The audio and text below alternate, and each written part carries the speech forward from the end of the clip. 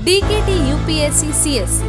अगर आप केवल सिविल सर्विस परीक्षा के प्रीलिम्स, मेंस और इंटरव्यू के वीडियो देखना चाहते हैं तो सब्सक्राइब करें डीकेटी यूपीएससी सीएससी चैनल। यहां आपको टॉपर्स के वीडियो रैंक के हिसाब से अरेंज मिलेंगे। चैनल के लिंक के लिए डिस्क्रिप्शन बॉक्स में जाएं। गुड इवनिंग एवरीवन, मेरा नाम अभिनव कुमार है। जेपीएससी की हाल की परीक्षा में मैंने 4th रैंक सिक्योर किया है और मुझे प्रशासनिक सेवा मिली है। मेरा होम टाउन दुमका है, जहाँ से मैंने 10th की पढ़ाई की है सेंट जोसेफ स्कूल दुमका से।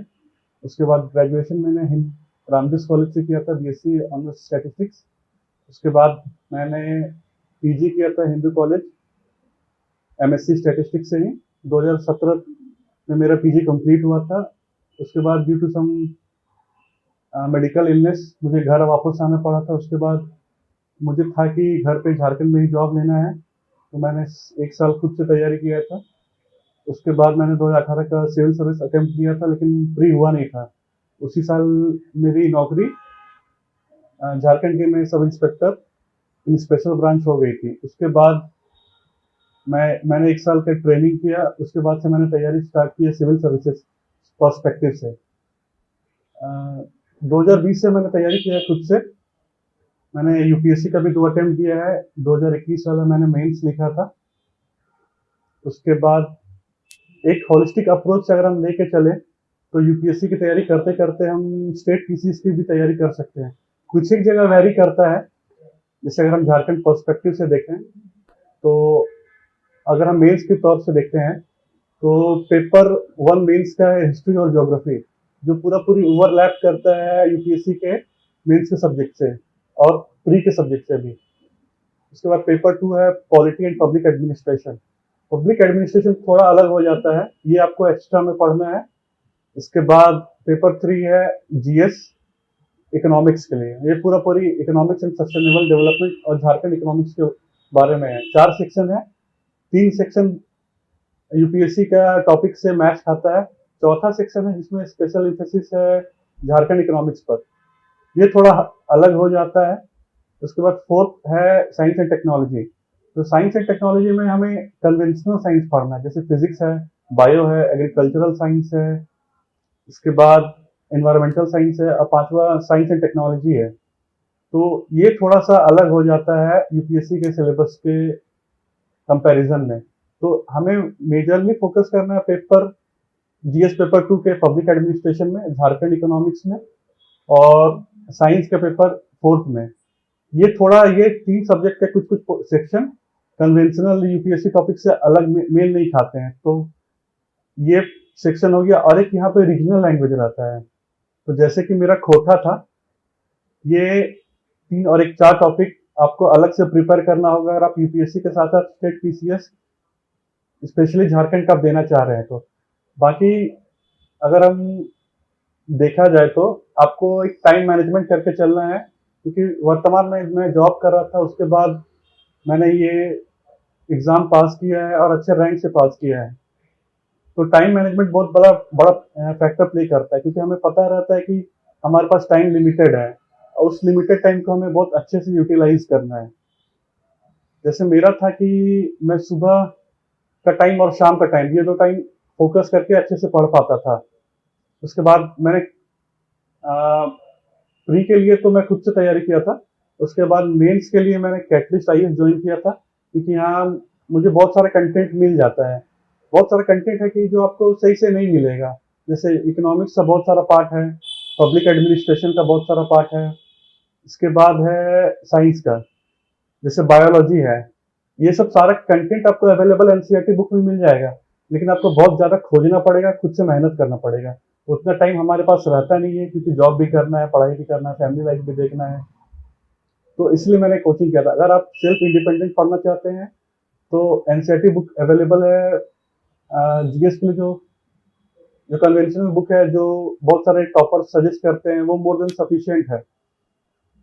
अगर हम स्ट्रेटेजी वाइज चले तो प्रीलिम्स में 2 पेपर होते हैं। 100 क्वेश्चन का झारखंड रहता है और 100 क्वेश्चन का जनरल स्टडीज। जनरल स्टडीज में 10 क्वेश्चन झारखंड इंक्लूडेड रहता है, तो टोटल 110 क्वेश्चन झारखंड के लिए है।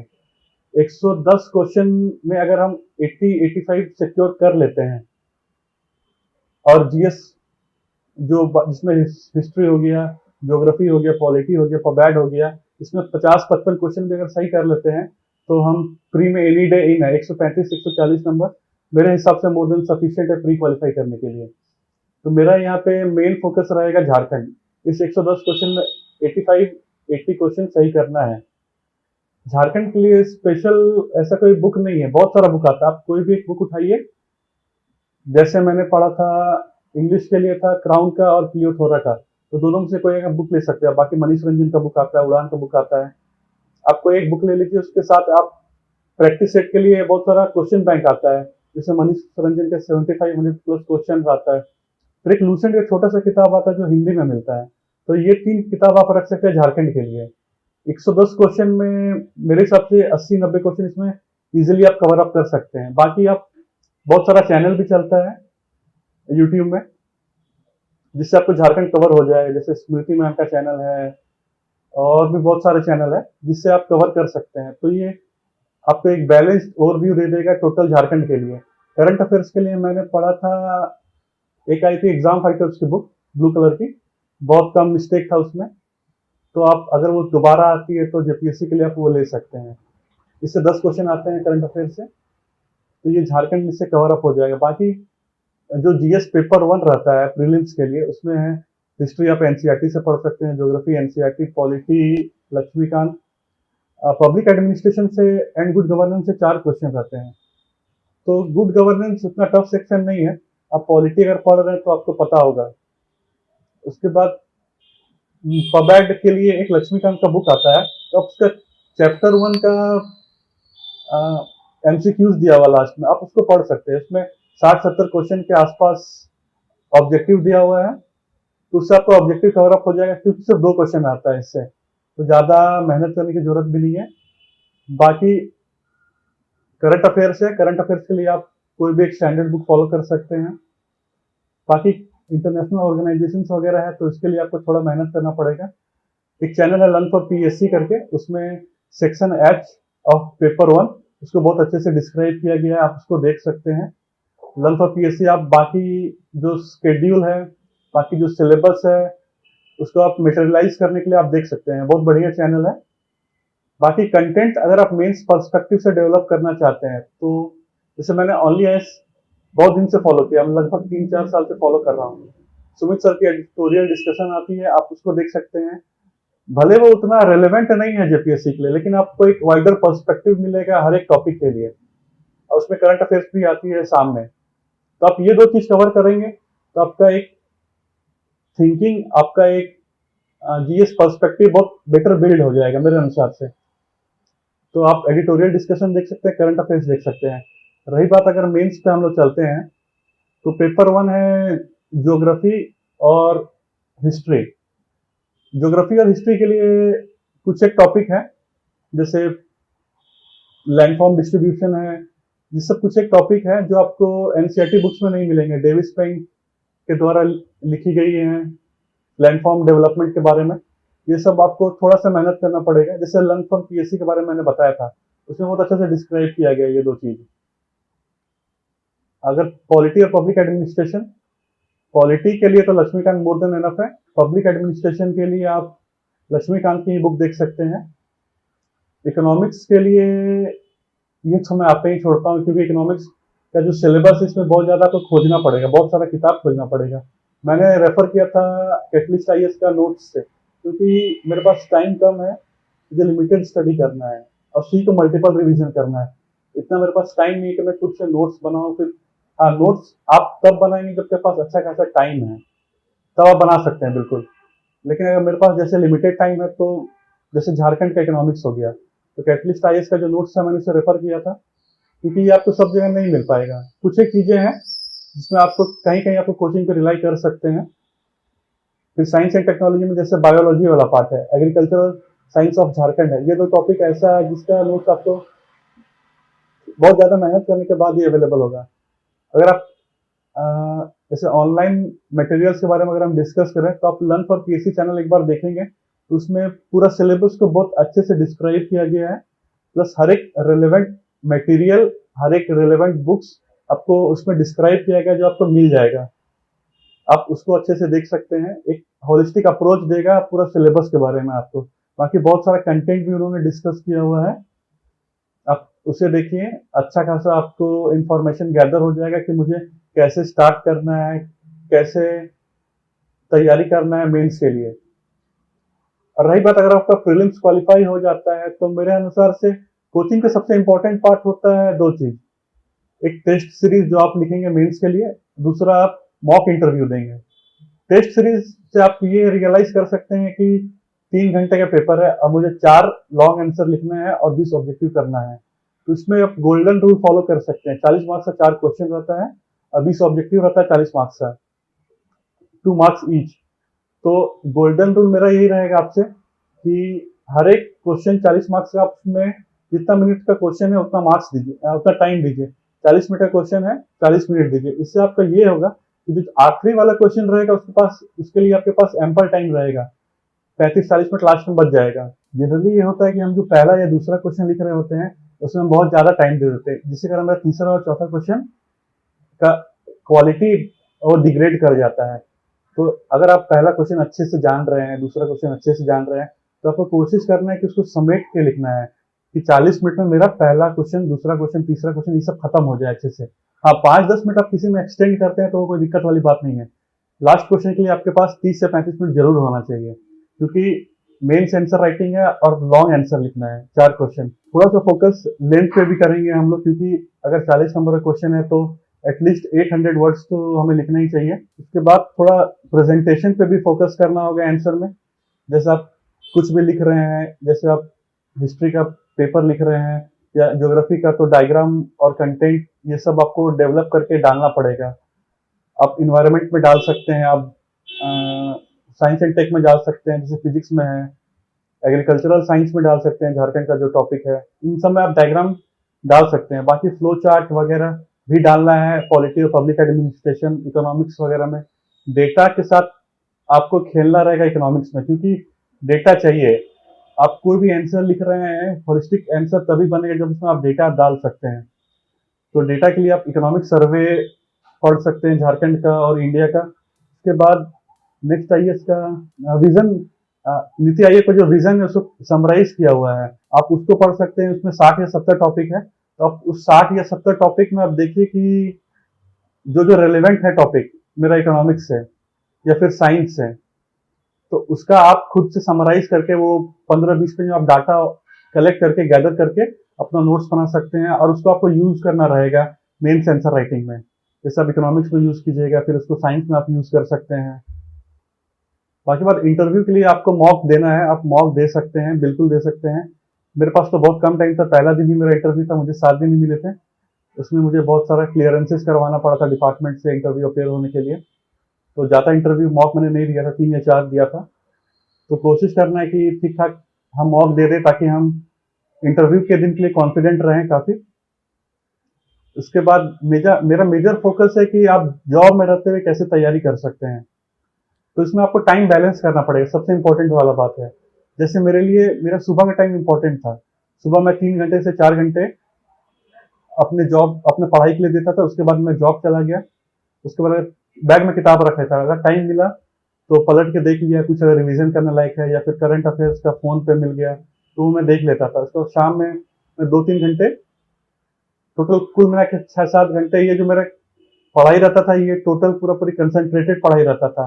क्योंकि हमारे पास लिमिटेड अगर टाइम है, तो हमें भी पता है कि अगर हमें जॉब लेना है दूसरा, तो हमें अपना 100% एफर्ट देना पड़ेगा। तो पूरी ये टाइम मैनेजमेंट का ये खेल है। बाकी आप अगर सिलेबस से अच्छा खासा वर्ष है तो आपके लिए सारी चीजें आसान हो जाएंगी। स्टेट पीसीएस के लिए ऐसा कुछ नहीं कि कोचिंग बहुत ज्यादा जरूरी है। 2 चीज के लिए जरूरी है, जो आप मेंस आंसर राइटिंग करेंगे उसके लिए, और एक जो आप मॉक इंटरव्यू देंगे, ये दोनों चीज के लिए। आंसर राइटिंग स्टार्ट करने के लिए आप सबसे बढ़िया कि प्रीवियस ईयर के क्वेश्चन कर सकते हैं। जैसे नया गाइडलाइंस पे 2 जेपीएससी हो चुका है, 6ठा और 7वां, तो आपके पास हर एक सब्जेक्ट के लिए 16-17 क्वेश्चन है, आप उसको लिख सकते हैं। अगर ठीक है, आपको डर लग रहा है कि मेरा मॉडल आंसर ऐसा होना चाहिए, वैसा होना चाहिए, सारा कंटेंट होना चाहिए, तो डे 1 से तो पॉसिबल नहीं है। आप क्वेश्चन देखिए, टॉपिक उठाइए अपने नोट से या फिर अपनी किताब से।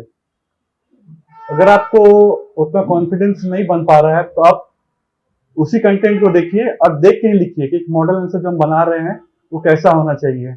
आप 4-5 क्वेश्चन 6 क्वेश्चन लिखिए, उसके बाद खुद से आप किताब बंद करके लिखने लग जाइएगा।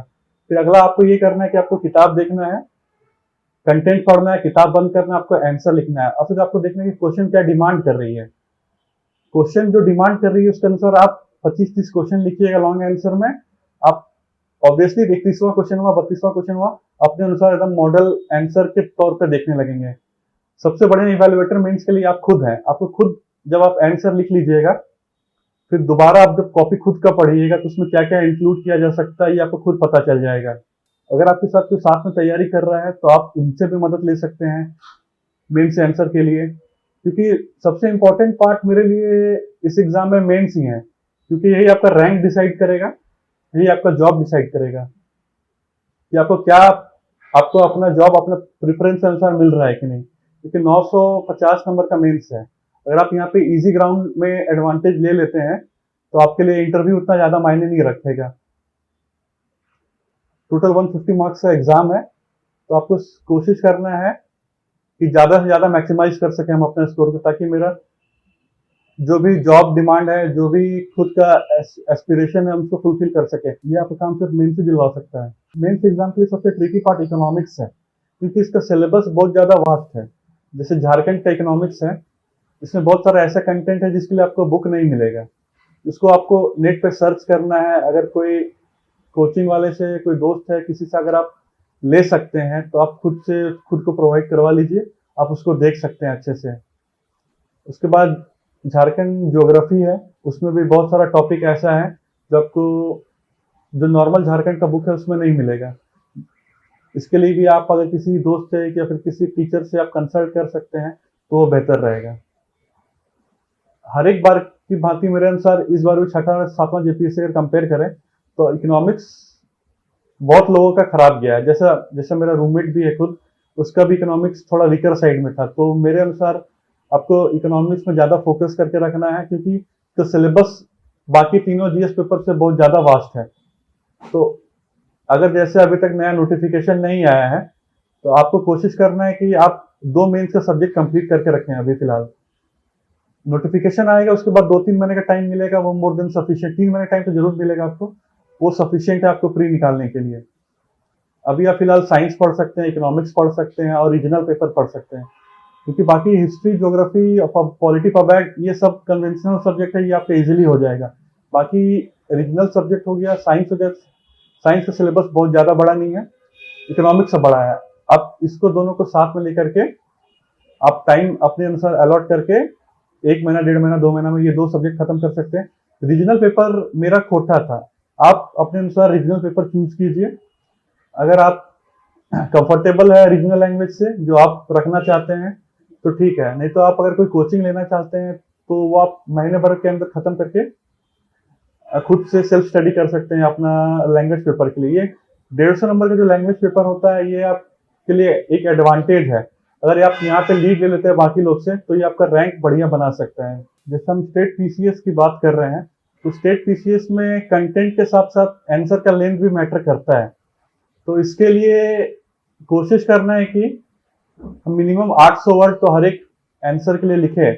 और रहा बात डिलेमा वाला बात कि हम पैराग्राफ में लिखें या फैक्ट्स में लिखें या पॉइंट वाइज लिखें, तो ये आप पे डिपेंड करता है। आपको बहुत सारे क्वेश्चन मिलेंगे जिसमें आपको अच्छा खासा कंटेंट पता रहेगा, तो वहां पे आपको समराइज करना है, तो वहां पे आप पॉइंट वाइज लिख सकते हैं। लेकिन जिसमें आपको ज्यादा आंसर, ज्यादा कंटेंट नहीं पता है तो उसमें आप पैराग्राफ लिख सकते हैं, आप डायग्राम डाल सकते हैं, आप फ्लो चार्ट डाल सकते हैं। तो इनसे पेपर भी भरेगा और ये दिखने में भी सुंदर लगता है। प्रेजेंटेशन मैटर करता है स्टेट पीसीएस में।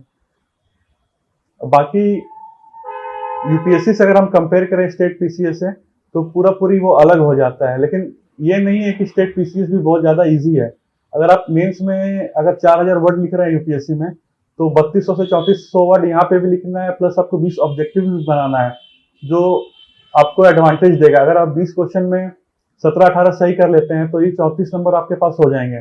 बाकी अगर 4 मेंस आंसर में आप लिखते हैं तो अगर आप 2 क्वेश्चन बढ़िया लिख लेते हैं, 2 एवरेज लिख लेते हैं तो अगर हम मानते हैं अच्छे क्वेश्चन में 22 नंबर 24 नंबर मिले हैं और जो मेरा एवरेज आंसर उसमें 18 नंबर मिले हैं, तो ये मेरा 85-90 नंबर हो जाता है। 85-90 नंबर प्लस जो 32 और 34 नंबर मुझे ऑब्जेक्टिव में मिलेंगे, ये मुझे इजीली 120 तक पहुंचा देगा। 120 इंटू 4 480 मार्क्स, 480 मार्क्स प्लस जो रीजनल पेपर आता है 90 मार्क्स, 570 आउट ऑफ 950, ये इजीली आपको इन करवा देगा किसी भी दिन जेपीएससी के एग्जाम में। इससे आपको अच्छा खासा रैंक भी मिल जाएगा मेरे अनुसार। अभी तक तो फाइनल मार्कशीट आई नहीं है, लेकिन मेरे अनुसार आपका आइडियल आंसर है, आपको हर एक पेपर में ये टारगेट करके चलना है कि मुझे 110-120 नंबर चाहिए। ये हर एक जीएस, टोटल जीएस पेपर में 450 प्लस चाहिए, चारों पेपर में लाकर 450 प्लस चाहिए। प्लस रीजनल लैंग्वेज में मुझे 90-100 नंबर इतना चाहिए। बाकी इंटरव्यू का मार्क्स तो बोर्ड पे डिपेंड करता है, बाकी लक पे भी डिपेंड करता है। बहुत सारे ऐसे मेरे दोस्त हैं जो यूपीएससी सिविल सर्विसेज की तैयारी कर रहे हैं और उनका साइड फोकस रहता है कि स्टेट पीसीएस हम देना चाहते हैं। तो स्टेट पीसीएस आप बिल्कुल दे सकते हैं, एक स्टेबिलिटी आपको प्रोवाइड कराएगा आपको लाइफ में। जॉब करने के साथ एक एडेड एडवांटेज ये है कि आपको लाइफ में आप डिसिप्लिन जरूर हो जाइएगा। आपको पता रहेगा कि मेरे पास ये लिमिटेड टाइम है, इस लिमिटेड टाइम में ही पढ़ना है मुझे, इस लिमिटेड टाइम में मुझे जॉब करना है, इस लिमिटेड टाइम में मुझे फैमिली को भी देना है। आप अपना पूरी प्रिपरेशन स्ट्रेटेजी खुद के लिए डिजाइन कीजिए और कोशिश करना है कि जो आप अपना नोट्स बना रहे हैं खुद से, उसको कंसाइज रखना है, जितना से जितना छोटा कर सकते हैं आपको करके रखना है, ताकि लास्ट मिनट रिवीजन के लिए वो काम आए। बाकी जो सिविल सर्विसेज की तैयारी कर रहे हैं उनके लिए 2-4 ऐसा टॉपिक है जिनको अलग से पढ़ना है, जैसे हो गया रीजनल लैंग्वेज और झारखंड का economics, agricultural science of Jharkhand, Jharkhand की ज्योग्राफी और हिस्ट्री, ये 5-6 टॉपिक है। बाकी पूरी एक पब्लिक एडमिनिस्ट्रेशन, बाकी पूरी मेंस का सिलेबस कोइंसाइड करता है यूपीएससी के सिलेबस में। बाकी आपको झारखंड पीटी के लिए थोड़ा पढ़ना पड़ेगा, क्योंकि जीएस1 पेपर 90 नंबर का है, 90 क्वेश्चन रहते हैं, 90 मार्क्स से रहता है वो, तो वहां पे आप अच्छा कर लीजिएगा, ये पता है मुझे। लेकिन झारखंड आपको थोड़ा फोकस करके पढ़ना पड़ेगा, क्योंकि 90 क्वेश्चन में अगर आप 80 क्वेश्चन 85 क्वेश्चन सही कर लेते हैं, उधर 55-60 क्वेश्चन सही कर लेते हैं, तो आपके पास 140 नंबर हो जाएंगे। तो आप मेंस के लिए श्योर है, और मेंस के लिए आप 4 महीना इनफ टाइम मिलता है। अगर आप यूपीएससी के साथ साथ करना चाह रहे हैं, अगर प्री क्वालिफाई कर लेते हैं, 4 महीने में आप तैयारी ठीक ठाक करके आप मेंस दिख सकते हैं। बहुत सारे मेरे ऐसे सिविल सर्विसेज एस्पिरेंट हैं जिन्होंने इस बार वाला इंटरव्यू भी दिया है 21 का।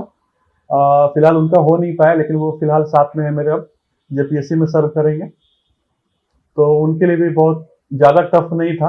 आप भी अपना टाइम मैनेज करके आप यूपीएससी के साथ साथ स्टेट पीसीएस को भी 4 घंटे 2 घंटे जितना आपको सही लगे आप दे सकते हैं।